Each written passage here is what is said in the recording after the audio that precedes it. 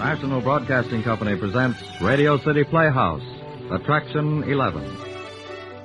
Hollywood, California, Monday, June 29th. Presents the finest in motion picture entertainment, Academy Award. From Hollywood, Skippy, America's largest selling peanut butter. Cary Grant, Katharine Hepburn, and Jimmy Stewart. The Lux Radio Theater welcomes you all.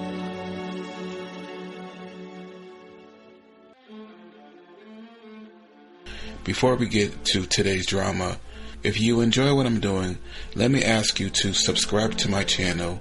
Subscribing is 100% free, and you will receive notifications on new posts. Lastly, if you have a moment, write a short 1 or 2 sentence review or give a rating on your preferred podcast service. A positive review or rating would help me out a lot. And now, on to the show. Oh yeah, and thanks for your support. I really do appreciate it. Hope you enjoy. I've owned Ford cars in my past, so I guess I have some connection to this series. This is the Ford Theater with their episode titled The Man Who Played God. This is the 12th episode from Ford Theater, and this episode aired December 21st, 1947. This is the Ford Theater, an hour of radio drama presented by the Ford Motor Company, makers of Forks, tractors, and motor coaches. Today's drama, Jules Eckerd Goodman's The Man Who Played God.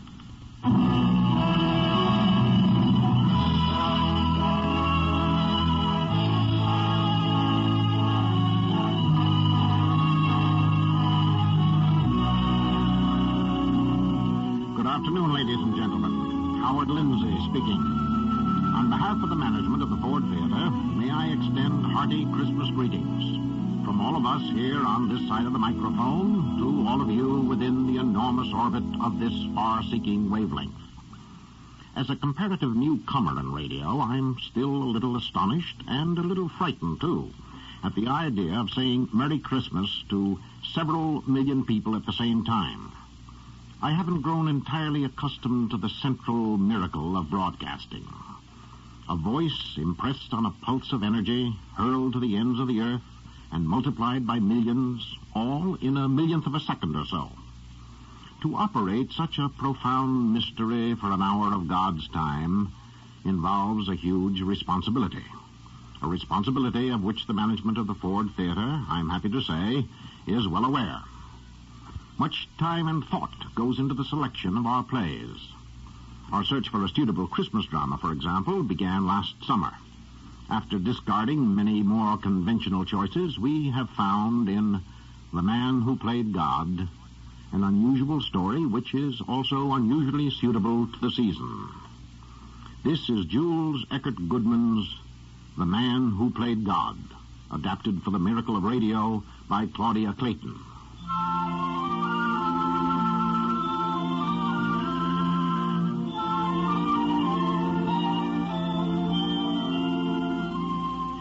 Our story begins on an early summer afternoon in Paris.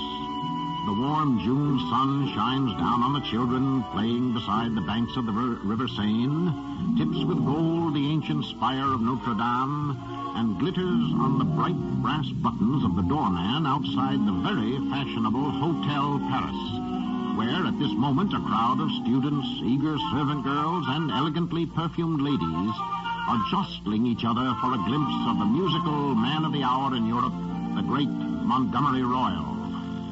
Hôtel Paris? Monsieur Montgomery Royal? Monsieur Royal n'est pas là, madame. Mais non, il n'est pas... Mr. Royal is not in, madame. Pardon? A friend from Ohio? Un moment, madame, I will ring. Hello? Monsieur Royal Nipper. Oh, you talk English. How nice. What, an advance copy of the program for Mr. Royal's concert tonight for the Tribune Herald? I'm sorry, but Mr. Royal doesn't have any program. Mr. Royal plays what he feels like playing when he sits down at the piano. Tomorrow, yes, he's going back to America tomorrow. Not at all. Come in! What's the matter, Ben? You sound desperate. Oh, Mrs. Miller, do come in. They've been driving me out of my mind. Well, that's the penalty you pay for being secretary to a genius. But never mind. You'll be in God's country again a week from tomorrow. And I shan't be sorry. I think Mr. Royal has done just about enough. 10 recitals in 15 days. Oh, but excuse me. Won't you sit down? If you can find room for me among all these letters. What are they, Battle? Love letters from adoring Frenchwomen? Some ask for seats for tonight's concert. Well, that's impersonal of them. Who sent those lovely flowers? Are they from adoring Frenchwomen, too? Miss Blair brought them. Oh. But where is he, anyway? Why isn't he resting for the concert? Resting? Did you ever know Mr. Royal to rest when he ought to? He's out, walking. With Miss Blair. Oh, Battle, I don't suppose Mr. Royal realizes it, but Grace Blair's in love with him. Well, Grace Blair is only a child, madam. A child? Grace Blair is 25 if she's a day. Her mother is one of Mr. Royal's oldest friends. That doesn't prevent Grace from being 25. Oh, Mr. Royal is giving her music lessons. Montgomery Royal never gave anyone lessons before in his life. Why did you give her lessons? May I say something rather personal, Mrs. Miller? As Mr. Royal's secretary, Battle, you've been bossing him around too long and seeing me around too often to suddenly get formal with me. What do you want to say? Oh, just that if you'd had any sense, you would have married Mr. Royal yourself 20 years ago. But I hadn't, Battle. So I married somebody else. You're an eligible widow now. Yes. Yes, I am. But there's another very good reason, Battle, why I never married Montgomery Royal. He never asked me.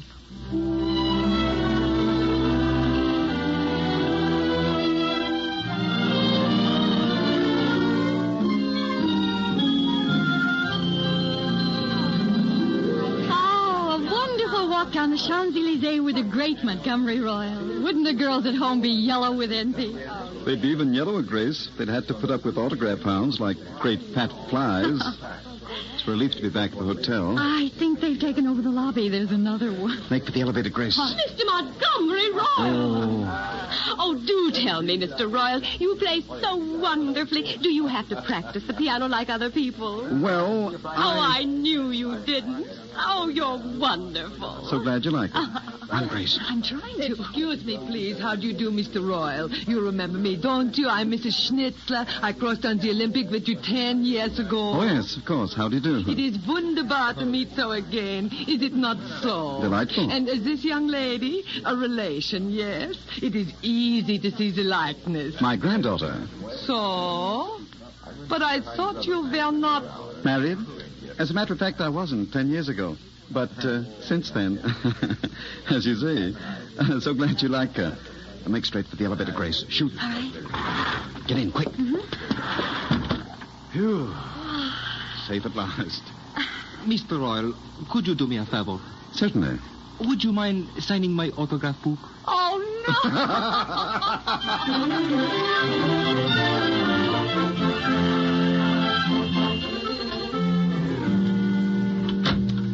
Hi there, Battle. Sir? We're back. By Mildred. What a happy surprise. I came to wish you luck, Monty, on tonight's... Oh. Mildred, you know Grace Blair. Yes, we know each other. Hello, Grace. Hello, Mrs. Miller. I've been buying Grace a parting gift. Show what I bought you, Grace. All right. A string of pearls. Aren't they beautiful? Oh, they're lovely. All rich Americans buy their ladies pearls, and I couldn't be a piker with my one and only pupil, could I, Mildred? No, Monty. Look at the size of them. Big as golf balls. $20 on the Rue de Palais Royal. And you couldn't match them at Tiffany's in New York for twice the money. You're to wear them tonight, Grace. For His Majesty the King. King? What king, Monty? I was going to keep it a surprise. Tonight's concert is a command performance. No. Yes. I've been commanded to play by a real-life king. Nobody can command you. You're a king. Let us say, then, that he approached me as one king to another and asked me to give this concert that he might attend incognito. Oh, Monty, how wonderful. Who is he, Monty? Can you tell us his name? He has at least 16 names, Grace. But I'm not allowed to tell one of them. Oh, really, Monty, you might at least have told us in advance. A real live king, imagine. And I told Harold Van Allen. Who? Oh, Harold Van Allen, a boy from home. He's taking me to your concert. I told him to pick me up early. Now I won't even have time to buy myself a special Buckingham creation for His Majesty. Oh, this isn't an English king, Grace. Oh? English kings don't go to concerts. They only go to the races. You might say he's one of those savage kings. Well, what can I wear that's savage? Nothing. Oh, Monty, don't be improper. Anything you wear will look beautiful on you, my dear. You're not leaving, Mildred. I have to run, Monty. Oh, but you can't go yet, Mildred. I need you. You need me? Of course I do. I always need your advice, Mildred, when I have an important decision to make. I want you to look at... Oh, where is it? Oh, yes, here. I want you to look at this drawing the architect sent me from New York. Well, what is it? A setting for a church organ. What do you think of it, Mildred? Oh, I think it's beautiful, Monty. There's an inscription on it. To the glory of God and the memory of Margaret Ruth Royal. My mother, Grace. I'm having it built in the cathedral in New York, the one she always attended. I think she would have liked it. Don't you, Mildred? She would have loved it, Monty. You know, she was always conscious of the vibration of the church organ in spite of her deafness. It affected her strongly. I often used to see the tears come to her eyes. I didn't know your mother was deaf. Quite early in life, Grace. Her father, too. And his father before him. You might call it a family inheritance. You worshipped your mother, didn't you? If it hadn't been for her, Mildred, I suppose I'd have grown up just one of the idle rich. She believed that every man ought to earn enough money to keep him, no matter how much his father left him. My mother and I always went to church together, Grace. You're really quite religious, aren't you, Monty? I don't think I'm what you call religious, Grace. But I always regarded my mother and God as my two best friends. Well, now, why are you two letting me go on in this solemn fashion? I really should run. You have to get some rest for tonight. Good luck, Monty. See you at the concert, Mildred.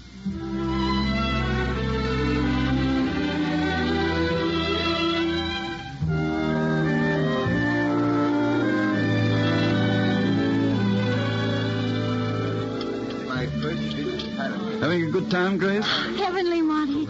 Look, everyone in the restaurant is staring at you. That's because I'm with you. Oh, it's because you're the one, the only Montgomery Royal. And because tonight you're going to give the best performance of your career. I want to drink a toast, Monty.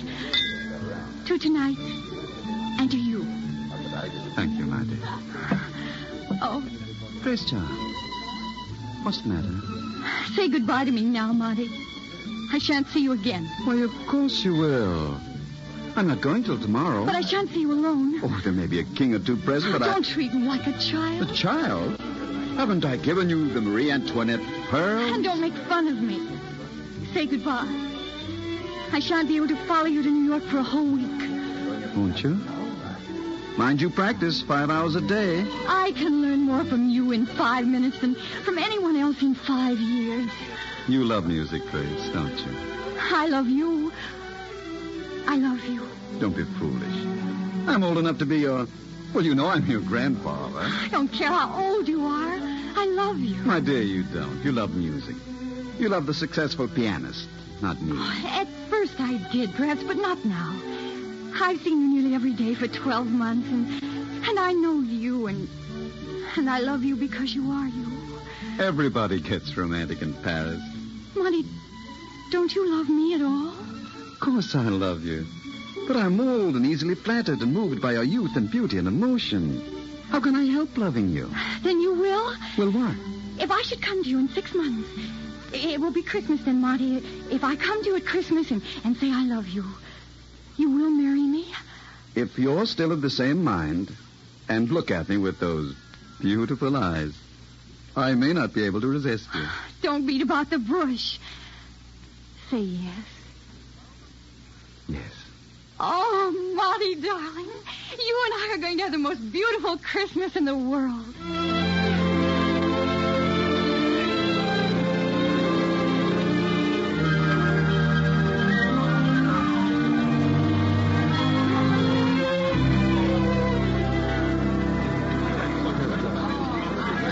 What an audience.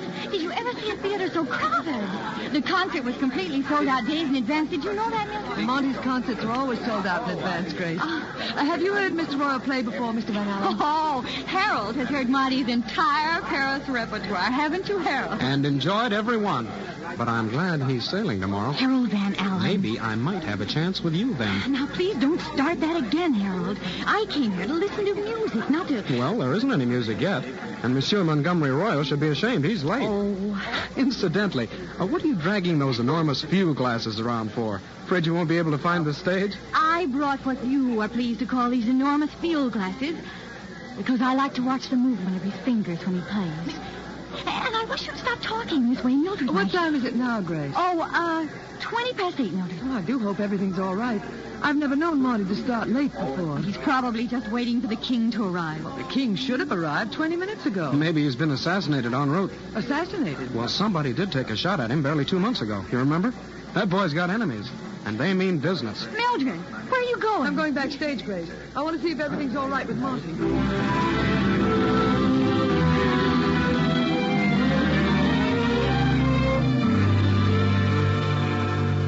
Mais, Monsieur Royal, on doit attendre l'arrivée du roi. There's no use arguing. I'm not going to keep those people waiting any longer. Say toot nonsense. That's right, Battle. Say toot nonsense.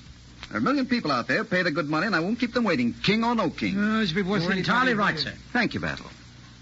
What's that? A special flower for your buttonhole. A boutonniere, it's called. Boutonniere, huh? Well, you're making quite a dandy of me, Battle. You're a genius, sir. You can wear what you like. There. Oh, don't start that genius stuff, Battle. It took me 20 years working 8 hours a day to become a genius. If it's the manager again, tell him I'm not waiting another minute. Yes, sir. Monty. Mildred, something wrong? Why aren't you out front with Grace? Well, everything's fine, only it's so late. Oh, that. We're waiting for His late Majesty. Oh, I thought you might have been taken suddenly ill or something. Me? Ill? Oh, but you're darling to worry about me. Well, I was anxious. I know how nervous you are before you play. Do you? How did you know that? Well, It's strange that you should know that, Mildred. I am deadly nervous always. But I thought that was my secret. I've always known it, Monty, and suffered with you. It's not fair that you should suffer, Mildred. Because you get none of the compensating glory. Don't you think I glory in your success? Thank you, my dear. And I'll hurry round or you'll miss my first song and dance. I've only half the nervousness, now that I know you're sharing it with me.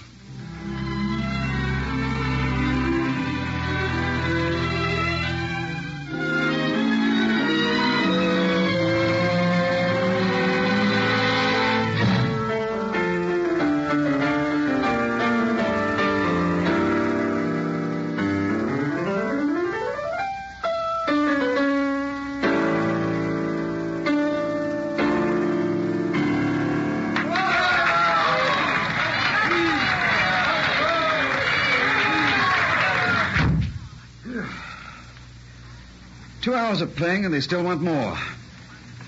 What is it about women at concerts, Battle, that makes them want to rip the buttons off your coat? You should have taken at least one more curtain call, Mr. Royal. They're still applauding. Oh, no, I couldn't. I was beginning to feel too much like a fool, bowing and smirking. Don't let anyone in except my personal friends, Battle. And then get behind the piano and shoot anybody who says maestro. Marcy, let us in. It's Mildred and Grace. Come on in, quick. Hurry, Grace. Marty, this is Harold Van Allen. He's been helping me applaud. Hello, Van Allen. She didn't need any help. You were wonderful, Marty. Was I? 8 hours a day? Well, I let you off with 5. So the king didn't come after all. He'll live to regret this. Thank you, my dear. Are you satisfied with your glory? Are you? No more nervousness. Till next time. Bless you. No one else, Battle. Mr. Royal never sees anyone. Battle, who the devil's at the door? Get rid of him. His Royal Majesty, the King. So he finally came. Made it. Your Majesty. Maestro, we regret that we could not attend the performance to which we had looked forward with such eagerness. Unfortunately, matters of security. I understand fully, Your Majesty. As the head of a nation, we are not always free to choose our entertainment at the time we should most enjoy it. But as one man to another, Monsieur Royal, I would give my ears to hear you play once more the Moonlight Sonata. Would you? Well, then, if Your Majesty will merely lend his ears, he can hear it right now. Battle, a chair for His Majesty. Thank you, Battle. Your Majesty.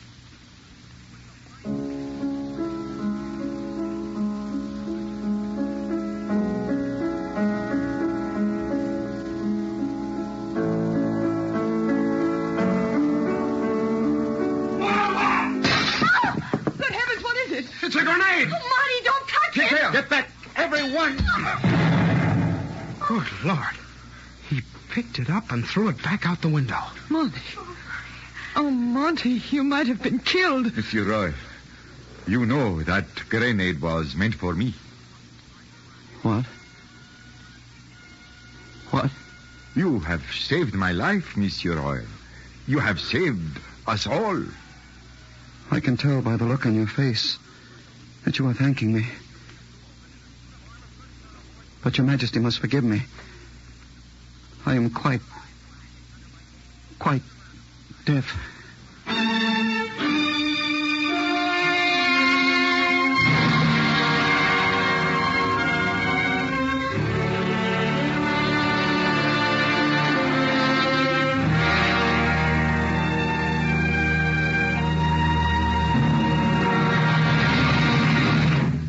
On an explosion and the tragic end of a career, our first act curtain falls.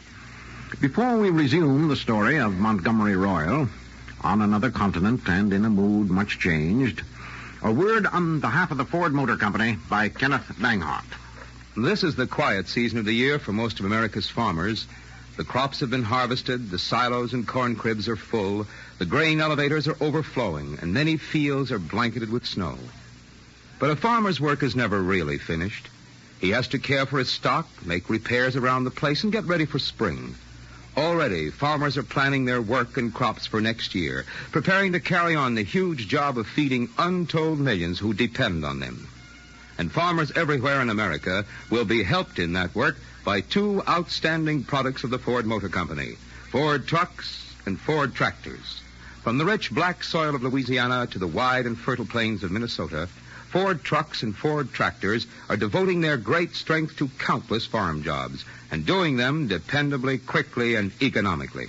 At this very moment, Ford trucks are carrying farmers' crops to market and bringing back the things they need.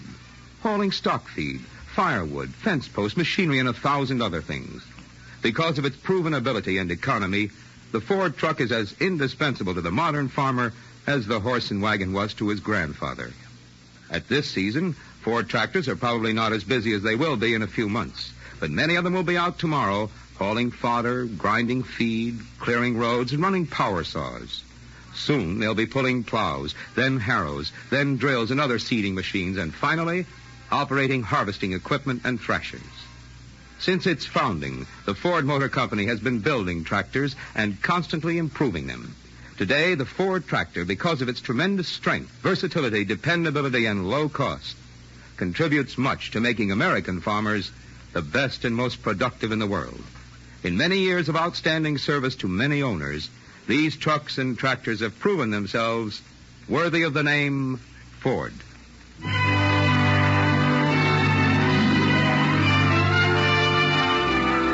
The second act of The Man Who Played God will be heard after a brief pause for station identification.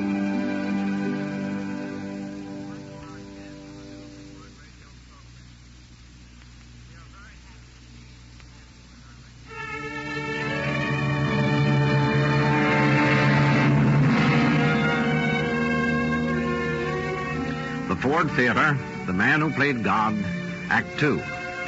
It is 2 weeks now since the explosion of a hand grenade deafened the famous concert pianist, Montgomery Royal. It is clear that his deafness, partly the result of a family affliction, is permanent.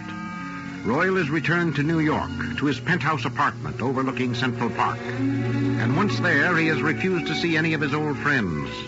Mildred Miller, in love with him secretly for the past 20 years, finally calls to see him. I swore I wouldn't force myself on him until he sent for me, Battle, but afraid my pride gave out. How is he? Has he asked for me at all? He speaks of you often, Mrs. Miller. He misses you. But not enough to send for me. Not enough to answer my letters. He sees Grace? Mr. Royal he's not his old self, madam. He's not well. What do you mean, not well? Well, he's moody, melancholy. He has frequent fits of temper, fits of uncontrollable temper. Temper? Monty? But that's not like him. There must be something he can do about it. There is, but Mr. Royal will not have it. What's that? Lip reading. Lip reading? For Monty? Oh, how terrible. Mr. Royal's hearing is gone forever. I know that. And unless something is done now to bring him out of the bitterness into which he has slipped, the doctor's afraid well, you'll not be able to answer for the future.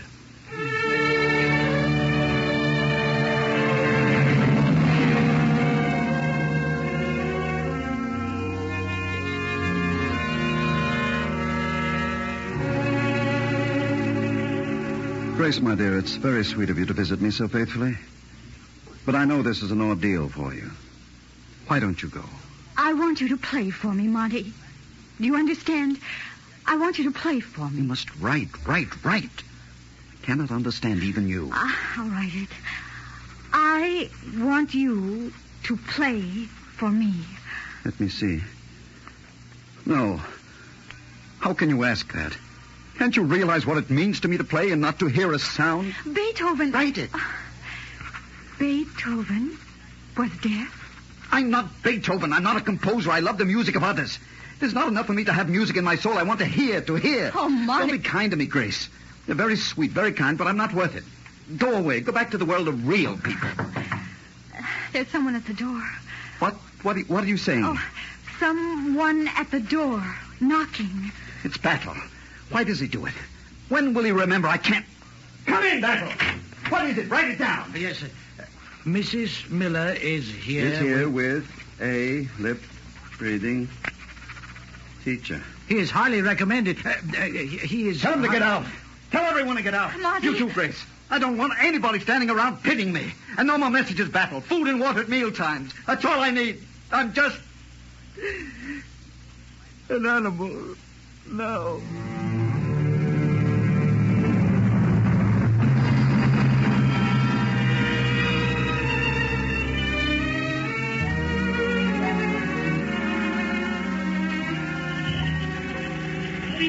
I have to run, Harold. I'm awfully late. Well, you can surely spare 5 minutes to walk in the park.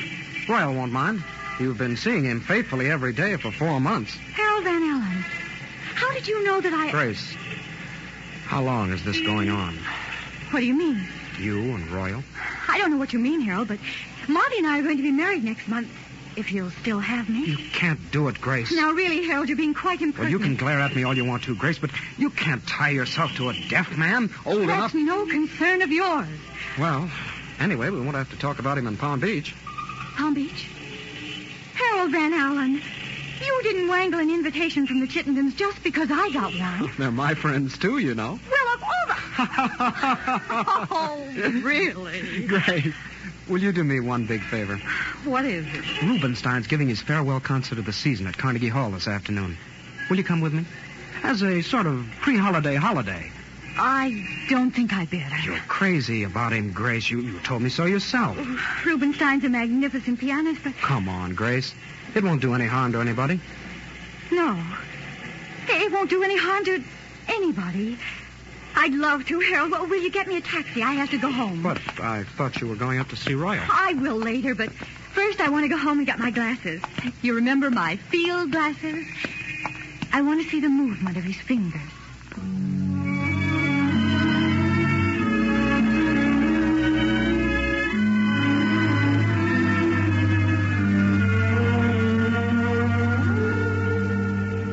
Royal, I'm going to give you what we call our final test. Yes? I'm going to place my fingers almost over my lips and see if you can read what I say. Go ahead. From that window, I can see the people walking in Central Park. What did I say? From that window, I can see the people walking in Central Park. Good.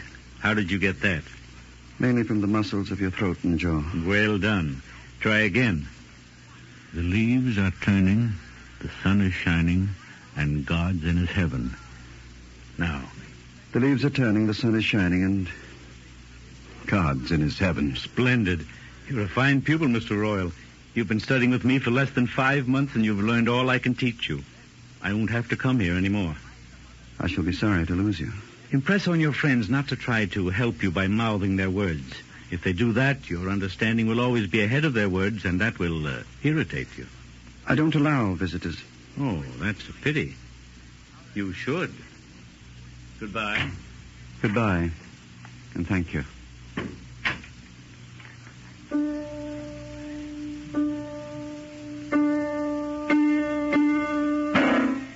Words, but... I can't read your lips.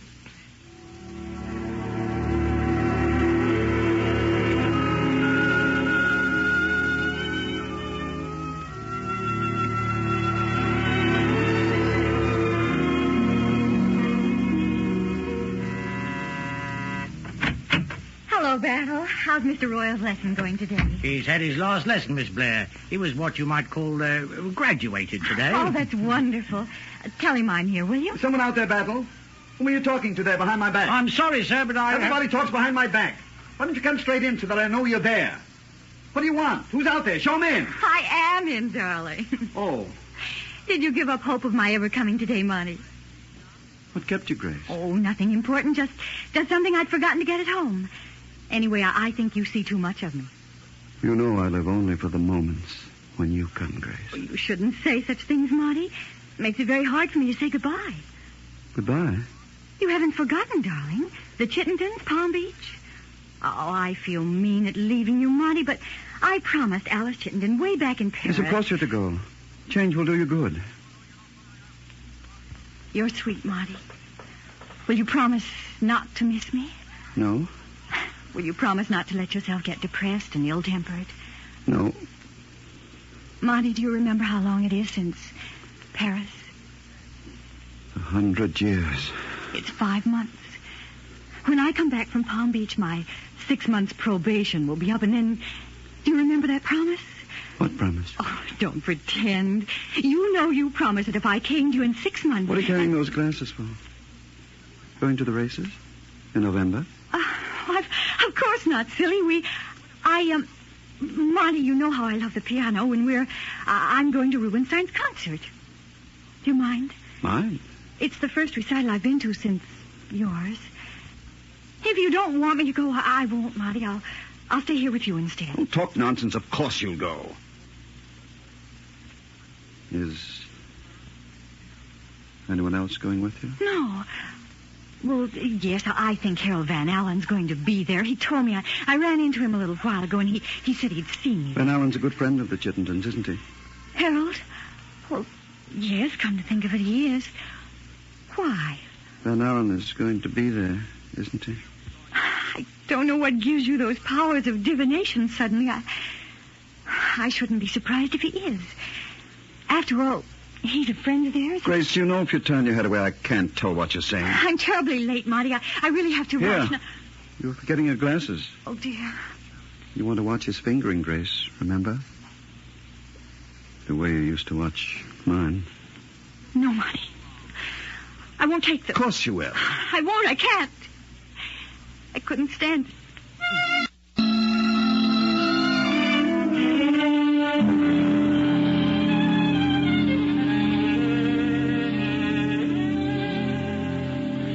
Mrs. Miller's outside again, sir. Will you see her this time? No. Yes. I should like to see Mildred. Will you come in, Mrs. Miller? How do I speak to him, Battle? Do I speak loud or slow or how? Speak naturally, that's all. I can understand you. Monty, you heard me. No, I didn't hear you. I read your lips. Welcome to my den, my dear. The lion's den, you know. Thank you, Monty. Oh, it's so... I thought I'd find you so different. Why do you cry?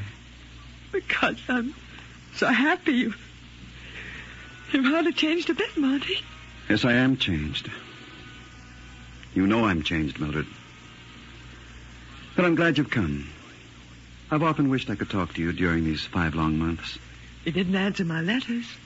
I knew you only wrote because you were sorry for me. You know that's not true. Anyway, I can talk to you now. Do you know this book, Mildred? What? It's a Bible. My mother's Bible. I want to ask you a question. Will you answer me? Of course I will. Do you believe in God? Yes. I've been reading the Bible lately. Listen to this. Are not 5 sparrows sold for 2 farthings, and not one of them is forgotten before God? Do you believe that? Yes. If he knows everything, then why does he let such horrible things happen? He must be a cruel God, and I hate him. Monty. Why has he done this thing to me? I loved my music. It was a sacred thing. I didn't accept it blindly. I was thankful for it every minute. And now look what he does. He snatches it all away from me and leaves me a barren life. Oh, no. I never did harm to one of his creatures. Never even wished harm to anyone. I'd have been willing to give up everything else if he had just left me my music. I've withdrawn my promise for the church organ. But, Monty, because I won't be a why? hypocrite. He struck at me. He struck at my mother. Why should I glorify his name? Perhaps someday you'll learn why. I can't believe that he makes mistakes. The Bible's a great book, Mildred, a great book. And I'll tell you what it has taught me. There is no God. Monty, you've been alone too long. You've shut yourself away from the world and brooded about your affliction. Do you know where this will lead you? Yes, to madness. Thank you for coming, Mildred. You want me to go? Goodbye, Monty.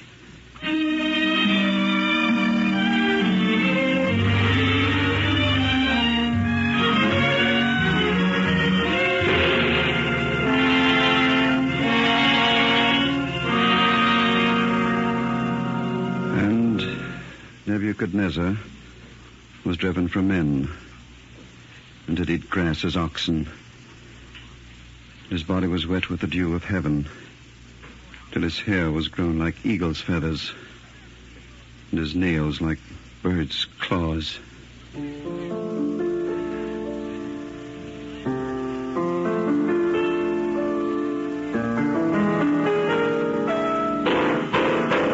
I can't stand it. I can't stand it. To hear no sound, no sound. Battle! Battle! Mr. Royal. Have this thing taken away. Your piano, I sir? can't bear the sight of it and this. What are you going to do with your violin, sir? My violin will never play again. You've broken your violin. We'll never play again. Oh. That was foolish of me. You've always loved your violin, Mr. Royal. You said it gave you peace. Yes. Yes, I did. Didn't I? We played a lot together, you and I. We've known beauty and peace. Why did I do that, old friend? I've taken your life. Taken your... Battle. How many floors up are we? Why, 20, of course, Mr. Royal. 20 floors. Battle, I want you to leave me now. I want to be alone for a little while. Of course, sir. 20 floors. There is a fascination about height. I don't wonder that people give way to a sudden impulse. Mr. Royal, don't, Mr. Royal. Mr. Royal, let go of me. Please, sir, please. Go of me, you fool. Why did you stop me? Why did you stop me? I've got nothing left to live for. You can live for those who love you. I'm a burden to those who love me. You think I'm blind as well as deaf? Not blind, sir, but cowardly. What did you say? You've never had to test yourself before. The time came now and you couldn't face it. Test myself? I'm not talking about music now. I'm talking about life. You've always had everything. Wealth, talent, social position, but you've never really suffered. A man who has never suffered has never lived. This isn't suffering. This is living death. You're thinking only of yourself, and it's cowardly of you. You're a gentleman. You ought to set an example of courage to other unhappy people, not to turn tail and sneak out of the world. You're a coward, sir. Thank you, Battle. I know it took courage to say what you did. And you're right. It is a lot easier to die than to live. There's so much beauty in the world, Mr. Royal. Look outside your window. Here, take these glasses. Look at the park. Look at the trees, the changing leaves. Nature is so beautiful. Nature may be beautiful, but her workings are cruel. These glasses show me nothing that I didn't know was there. Park benches and beggars. Hunger under the changing leaves. It's absurd to believe in a method, a plan, a guiding hand. It's absurd to believe in a merciful God. Don't forget there's joy and happiness, too. You can't have it all one way, sir. It's contrast that makes life so beautiful. And sickness? Does that make life beautiful, too? In that case, there's one of life's beauties now. Just a young lad, too. His girl, No, it's his wife. I see a wedding ring. She's saying... These are very strong lenses, Battle. I can read their lips. She's saying... Sit down here, honey. We'll sit on this bench a while. You look tired. I'm all right. Now, what did the doctor say? Oh, nothing much. Now, don't start that nothing much stuff, Peter Henderson. What did the doctor say? Well, he examined me and... Well, you know how doctors are. They have to say something during the living. Peter Henry Henderson, you tell me what the doctor said this instant. What did he tell you? He said I have to leave New York. Leave New York? He said I'll never get cured as long as I stay in New York. I have to go someplace where it's warm, he said, and stay for about a year to rest. A whole year? I told you he didn't say anything much. It'll cost $2,000 at least to rest the way he wants me to. We haven't got more than about $20 right now. $2,000. And if you don't get it, you die. Oh, come on now, honey. It's not as bad as all that. I'm not going to let you die. Hey, baby. Honey, who's dying? I'm not going to die. Why, I love you too much. Do you think I go up with Pinky Mullins still saving that wedding ring he bought when he thought you'd say yes? Oh, sure. Don't you see? It wouldn't be practical for me to... Hey, what are you doing? What are you getting on your knees for? I want you to pray with me, Peter. No. Out here? Yes, out here. Maybe God won't listen to me up there. We haven't been exactly corresponding lately. But I'm going to take this last chance. Battle. Yes, sir? Where's my pen? Right here, sir. Oh, yes. I want you to deliver a note. Take the glasses, Batlin. Look out toward the park. Yes, sir. You see two young people sitting on a park bench? Yes. Good. Take this note to the young man as fast as you can. To that young man, sir? Yes, and Battle. Not one word about me.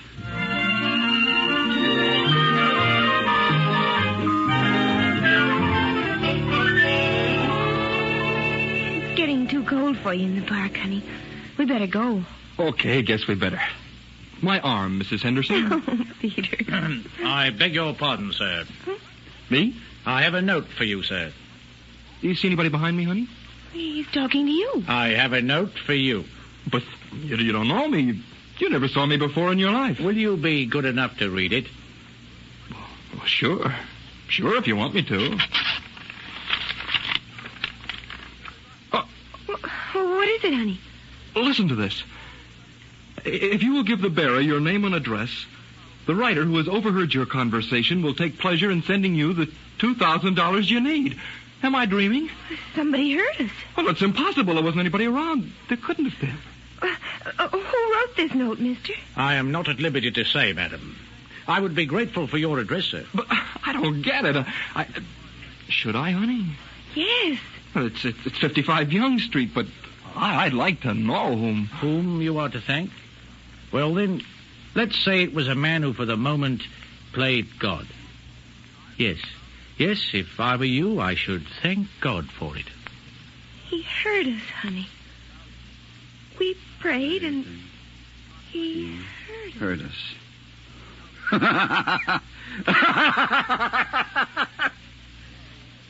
So they'd think it was God who heard them.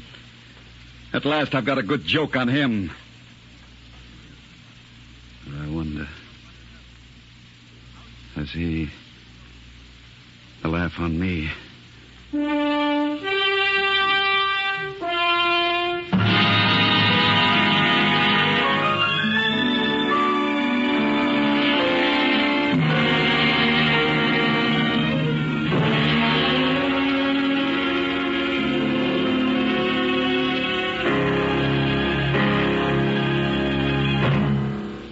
The answer to Royal's question lies in Act 3, just ahead.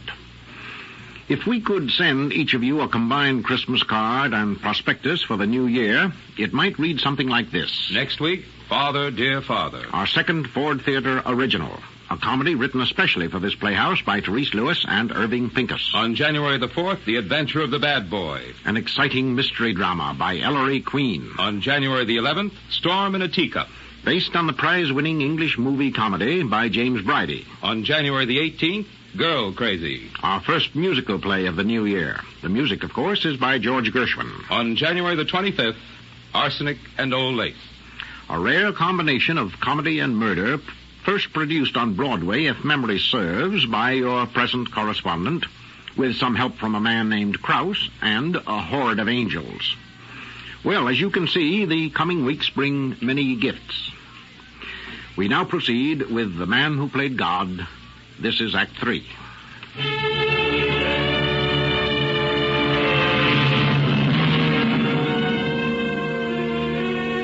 And we return to Montgomery Royal, 1 month after he has discovered that, with a pair of strong binoculars, he can read the lips of passers-by in the park below his apartment window.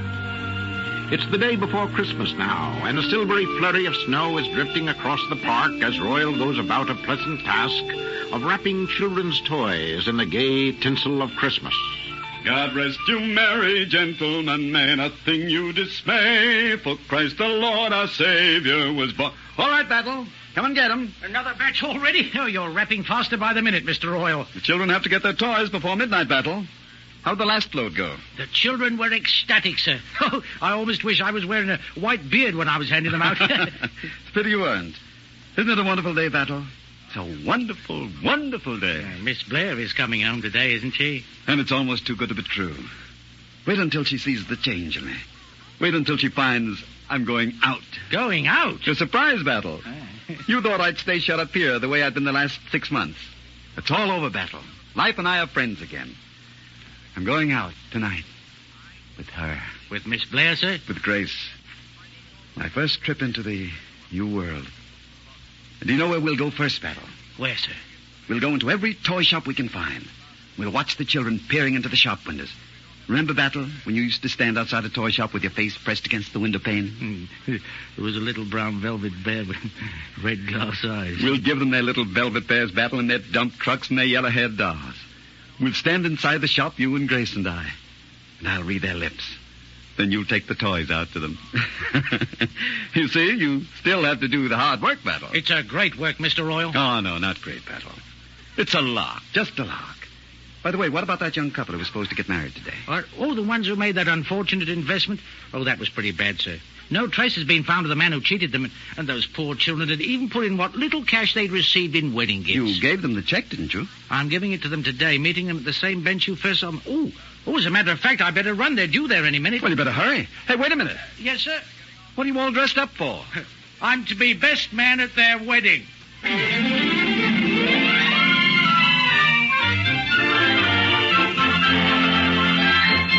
Oh, I beg your pardon, madam. Battle, you almost ran me down. Where's the fire? Oh, Mrs. Miller, excuse me. I didn't see you. I was hurrying to the park. Another customer? The young engaged couple. Oh, yes, you told me.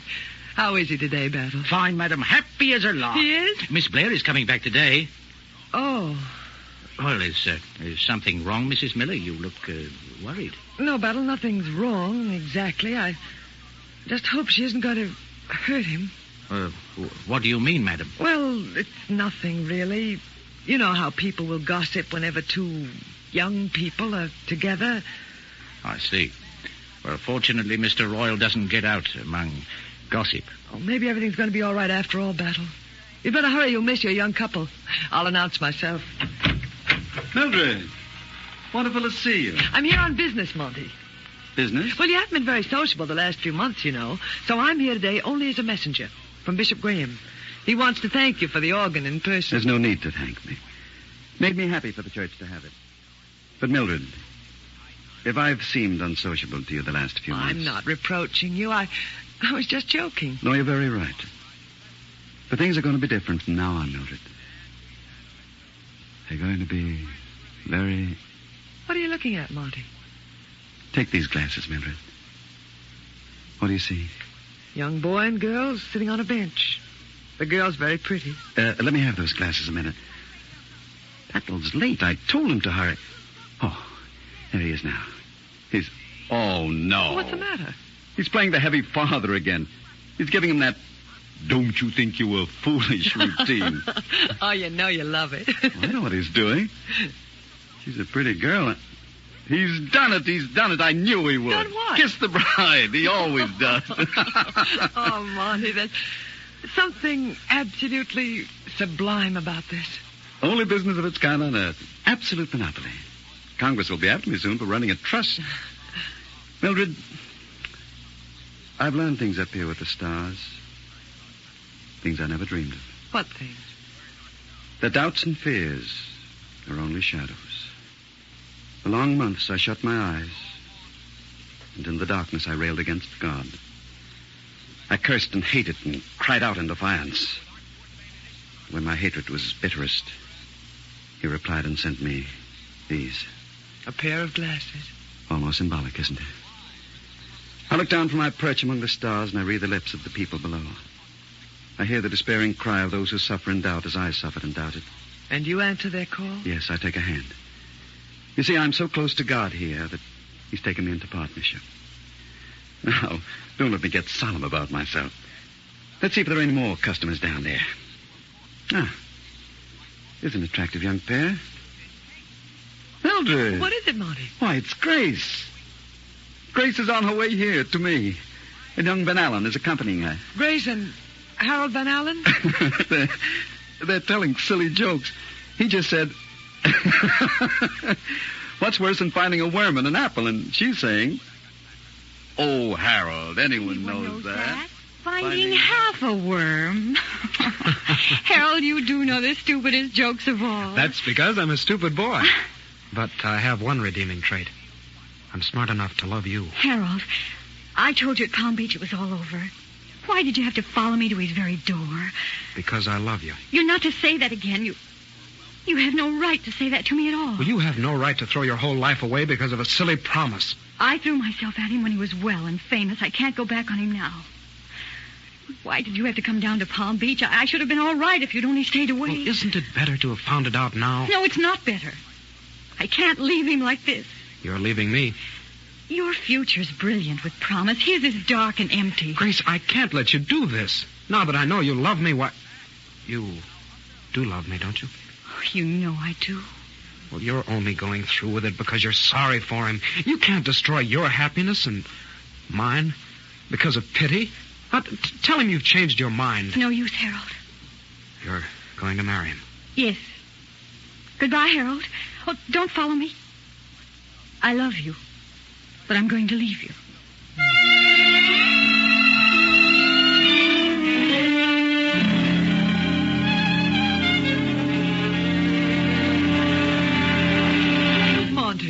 Monty, what's the matter? You look ill. You knew this? You what? That you loved him all the time?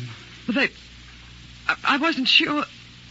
But they're both young. Yes, they're both young. I've been very foolish. She was always so dear to me. I'm so sorry, Monty. I wonder what God would do in a case like this. Monty, Bishop Graham asked whether you'd consent to play the organ for tonight's services. The organ? The organ you gave to the cathedral. Bishop Graham thinks it would mean so much to the congregation if you were the first to play it. No. But this is Christmas Eve, No, Monty. no. I couldn't stand it. Please, excuse me, Mildred. I want to be alone. Of course. Goodbye, Monty. I won't ever force myself on you again.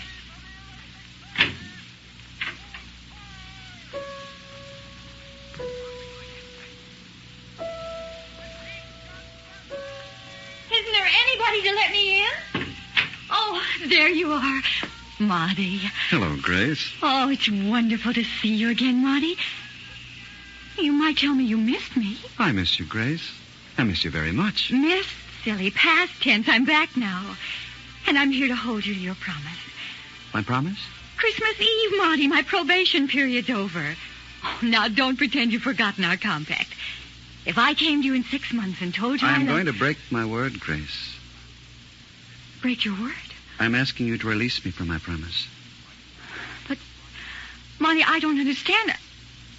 Is it anything Did you hear anything to hurt you? You could never hurt me, Grace. You're too good.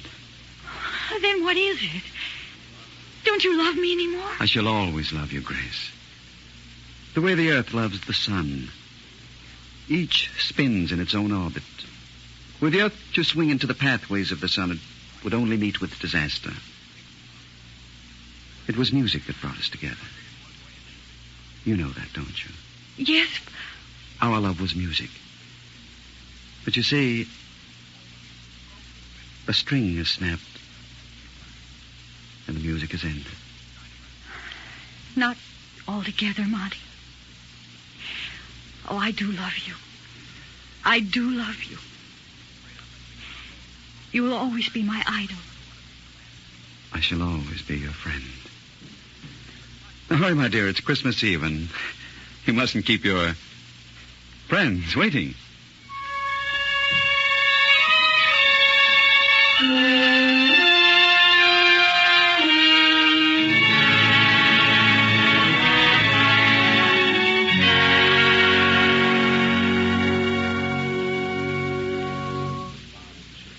I quite understand, Mrs. Miller, but it's a pity. It's a beautiful organ, and it would have meant a great deal to us to have had Montgomery Royal himself be the first to play it. It's painful for him to be near a musical instrument since his accident, Bishop. It must be very hard. You couldn't persuade him at least to come tonight? His first Christmas Eve at home? He hasn't been inside a church since it happened. It would be useless to try. I see. Then I wonder who that man is coming toward us now. Monty. Am I too late, Bishop Graham? You are just in time, my son. We've been waiting for you, Monty. Takes a long time to learn that a man cannot play God. We are just about to start the processional, Mr. Royal. Would you care to... If I may? Monty, you will play? For the king.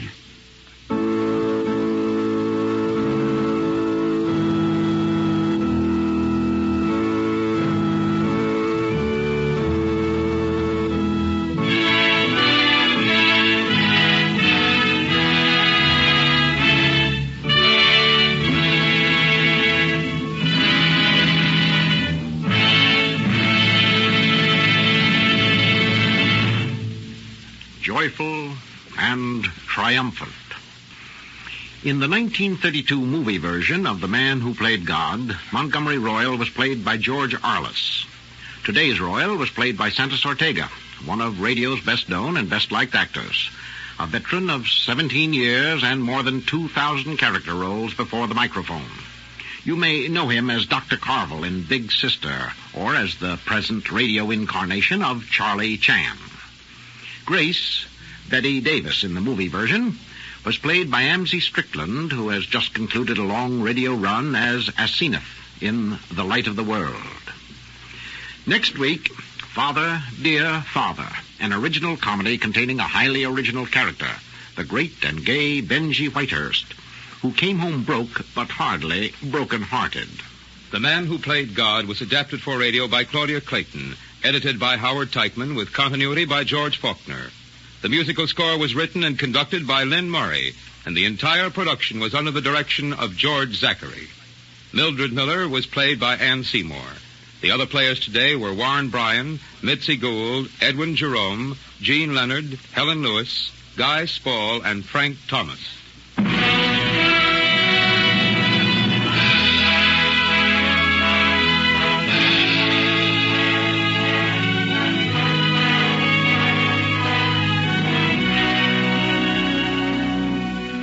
According to the calendar, there are just 3 more shopping days. 3 days of preparation and anticipation. Days filled with decorations, gaily wrapped packages, trees and lights, good things cooking, and friendly good wishes.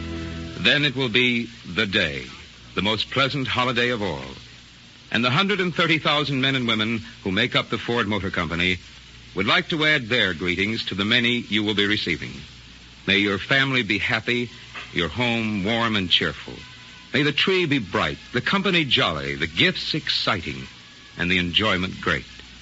From all of us to all of you, Merry Christmas.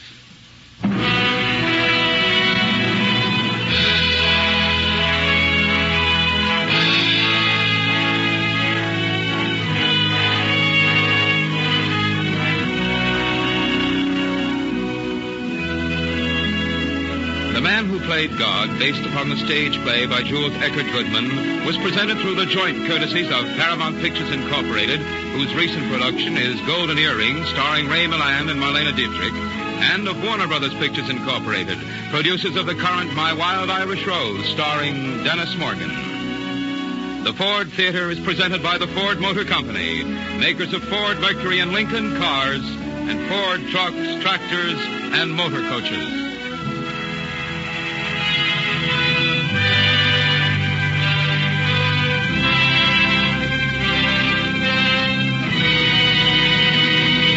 This is NBC, the National Broadcasting Company.